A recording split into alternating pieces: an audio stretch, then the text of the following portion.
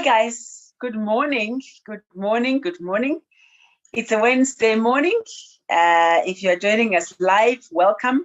Welcome to this, our Wellness Wednesday. It is becoming a regular part of our calendar now, that early in the morning on Wednesday, we gather together in this fashion. But if you are coming across this at some other time via our YouTube channel, I hope you will still be blessed. My name is Beauty Kotela. I have the privilege of sharing the devotion this morning. I say this all the time, but I really mean it this morning, that I'm aiming not to be long, as today is basically an introduction to our new series. If you are joining us for the first time, you have missed our first series, the Walking on Water series. Other people have called it the crossover series, where we were following the story of Peter. Let me not go there, but except to say that you can go to YouTube, at our YouTube channel. It's called Building Great Lives. After hitting the subscribe and the notification button, you can go and feast on what you will find there. The series is there, but there are other, there's also other videos there that I believe you also benefit from. Now we're starting a new series. And the series, the title of the series, I love it. I was tossing between two titles: Dressed for Purpose or Dressed for Victory. And I love the second part, so I thought, let's look at being dressed for victory. We the audience here is predominantly women, although we get a number of the gentlemen, but everybody gets to dress up. Whether you are a man or a woman, you get to dress up, you get to put on something on your body. So for the next little while, we're going to look at certain items of dress. To be precise, we're going to look at certain items of armor that God, through the writings of Paul, recommends for us to put on. But if you will allow me, many of you know, and if you don't, now you know that I wrote a book. It is called Andizi, and the subtitle is A Stubborn Focus on Building a Great Life.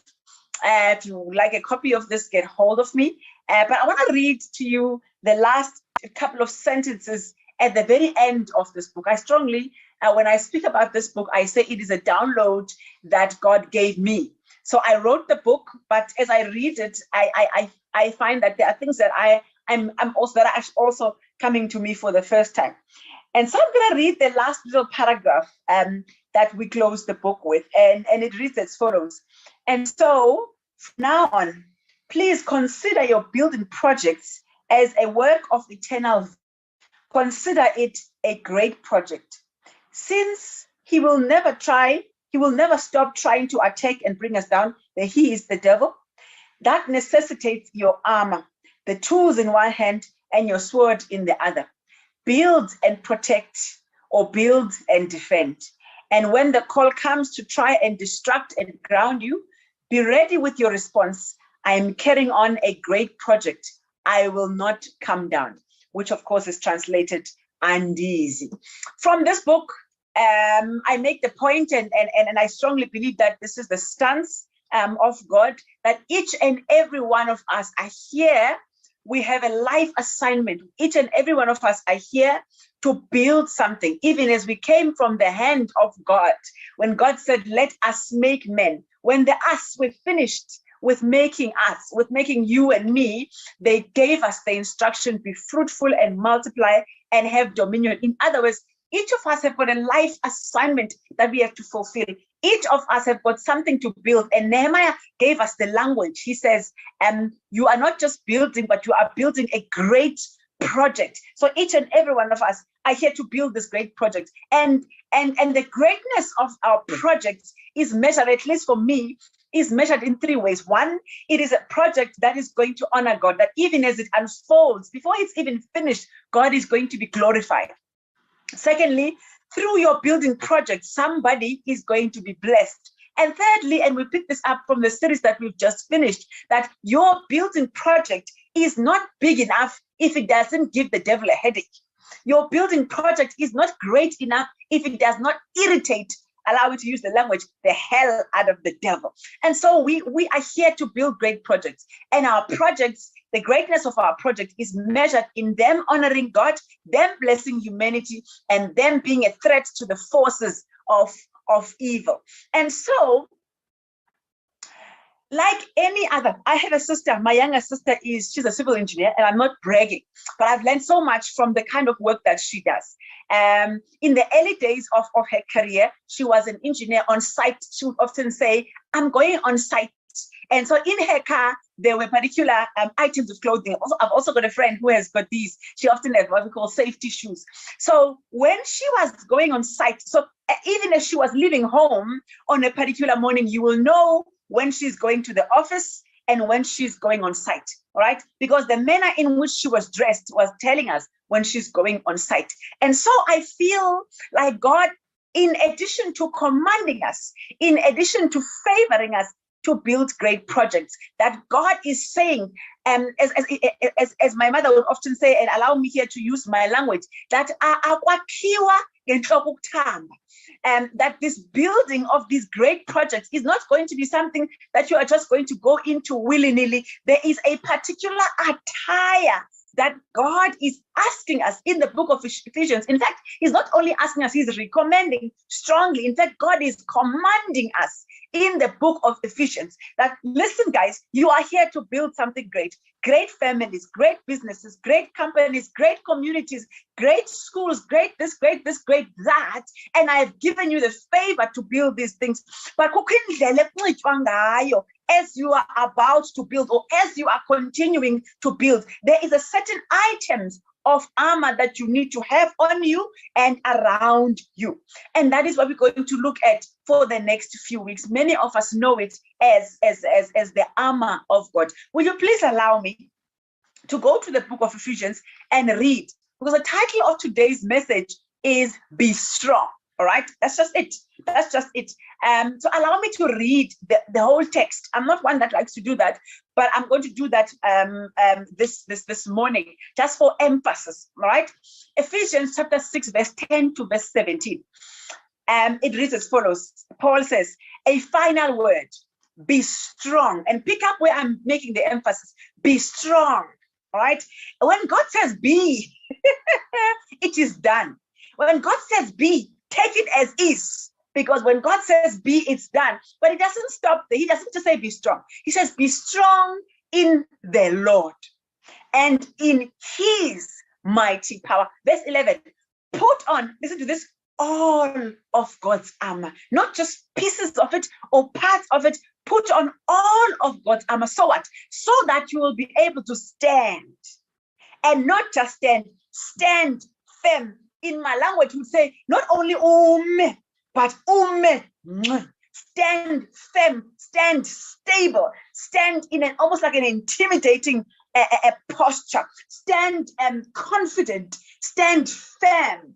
Against what? Against the strategies of the devil. Because if you are not standing firm, in no time you're going to find yourself on the floor. It happens. And we spoke about it in the previous series, that if you find yourself having fallen, you have an advocate, all right?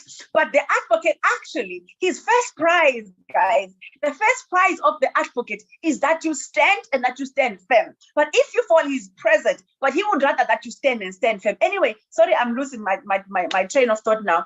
And then verse 12 says, for we are not fighting against flesh and blood enemies. Now, in that sentence, there's two things that we are picking up. One, we are fighting, but who we are not fighting against. And I always have to remind myself this when I'm busy fighting against another human being. Right? I've always got to remind myself that it is not them. My husband often says this, and it sometimes feels like he's in Portla, where he says this thing is not personal. Don't take it personally, because it can feel so personal. But Paul reminds us here, we are not fighting against flesh and blood, guys, but we are fighting against evil rulers and authorities of the unseen world. We are fighting against mighty powers in this dark world, against evil spirits in the heavenly places. So we have this huge fight, all right? Therefore, Paul says to us, put on, listen to this, every piece of God's armor, so that you'll be able to resist the enemy in the time of evil. Then, after the battle, you will be standing firm. So you put on your armor so that you can be able to stand firm during and after the battle. Verse 14 says, stand your ground, therefore, putting on. And then it gives us the various items of clothing that we must put on. Now, we're going to talk about those in the upcoming episodes. But what I thought I wanted us to talk about this morning is the whole issue of standing and being strong. All right? Because sometimes and it's a very difficult balance to strike, because we as women are what's the right word?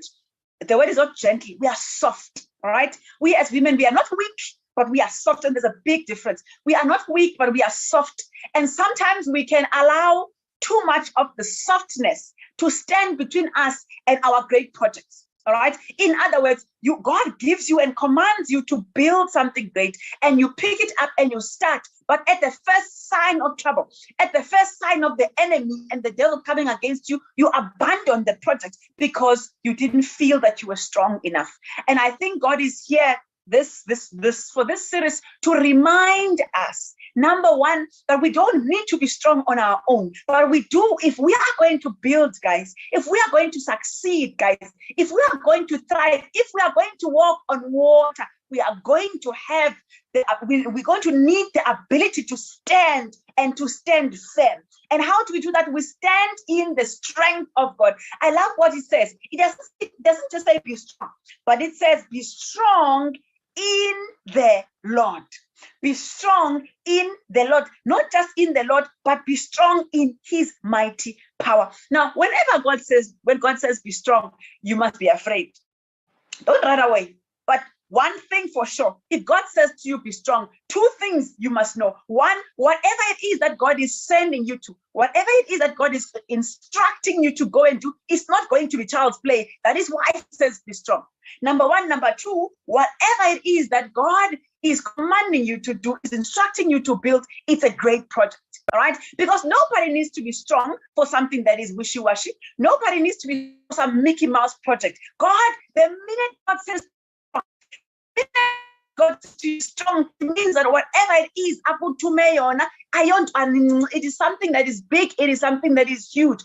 And so I'm married now for almost 15 years. I'm in my 16th year with my husband, and I like to use marriage as an example because it is my lived experience. Many of you would know this, that Mama Bet used to give us during the kitchen party. And that, of course, at that time, you don't see it because, marriage, everything is wonderful. I'm wonderful. He's wonderful. It's all hunky-dory. It is when you go into marriage a few years down the line and you realize, oh, my goodness, this is tough. I actually sometimes feel like walking away. And then you remember the words of your parents and the mothers that spoke to you that said, be strong. But here's what I love about God. God knows.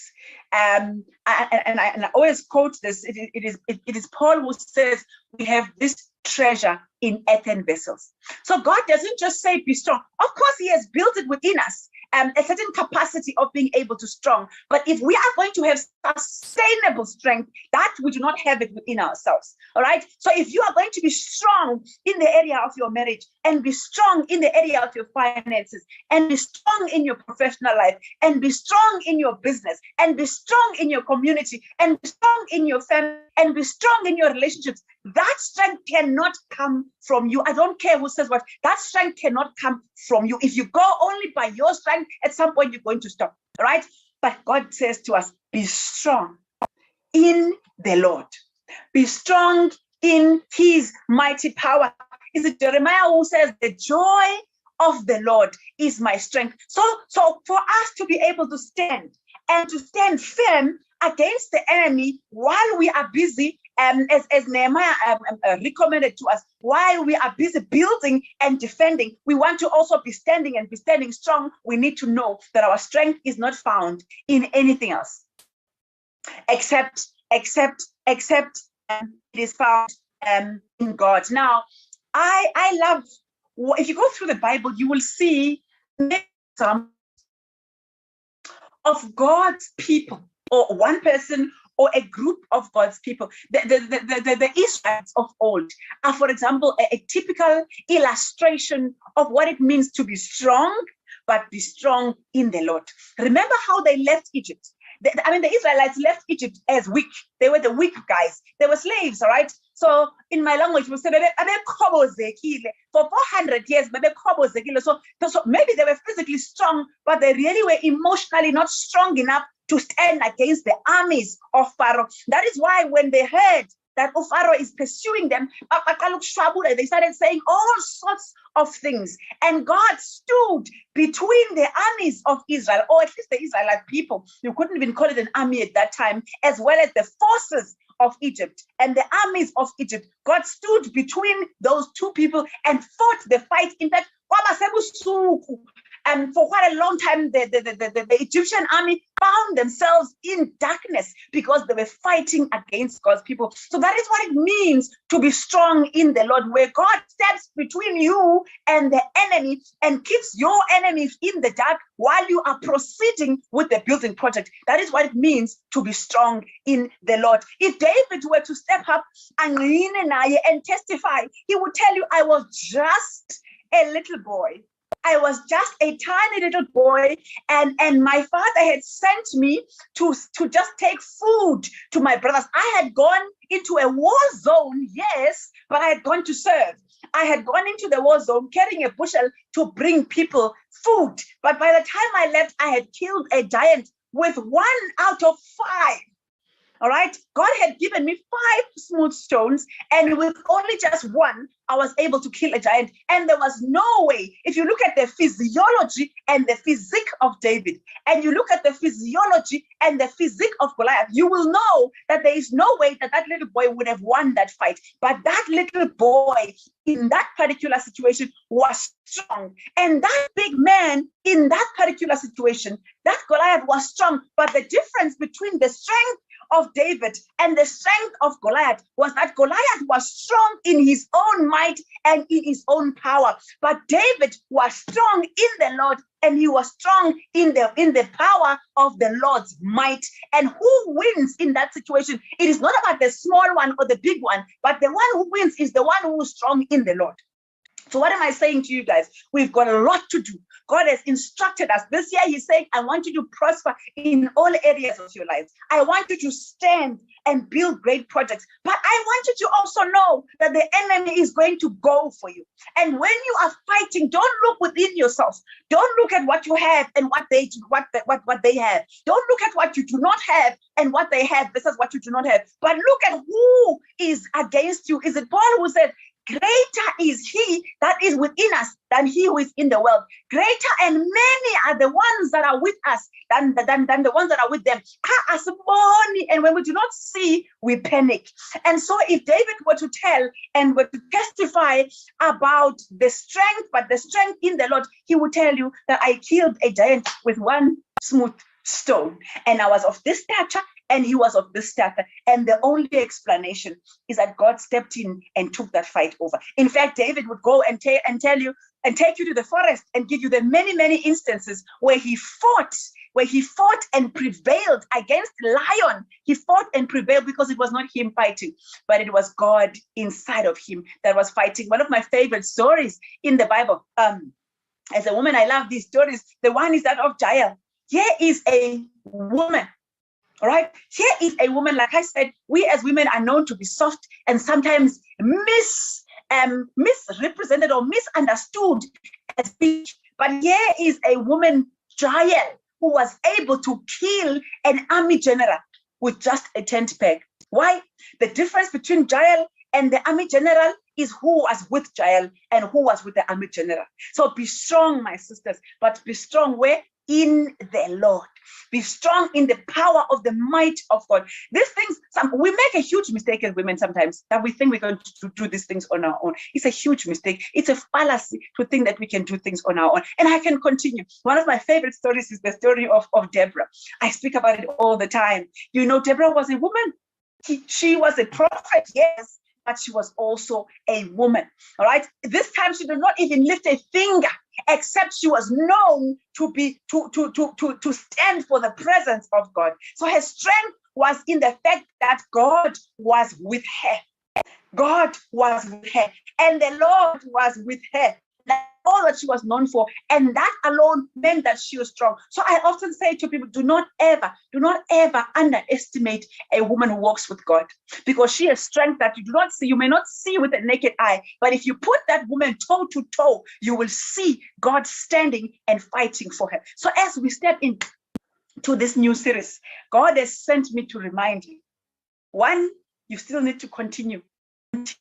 If you started, please get going with the building of your projects. The command remains, right? Your purpose remains. You are here to build great projects, and the greatness of your projects is measured in how God will be glorified by your projects. The greatness of your projects is measured in how people will be blessed by your projects. And we've mentioned them. They may be families, they may be companies, they may be professions, etc., etc. And thirdly, the greatness of your projects is measured by how your projects will make the forces of the enemy uncomfortable, irritate them. But that third one, in fact, that third one is a reaction. Even without that third one, the enemy hates the glorification of God. Blessing. So even as healed, to stand aside and say, all right, all right, let's allow that woman to run that business without glitches. All right, let's allow that woman to have that promotion at work without glitches. All right, let's allow this community project. No. The Bible tells us the lion is walking and roaming around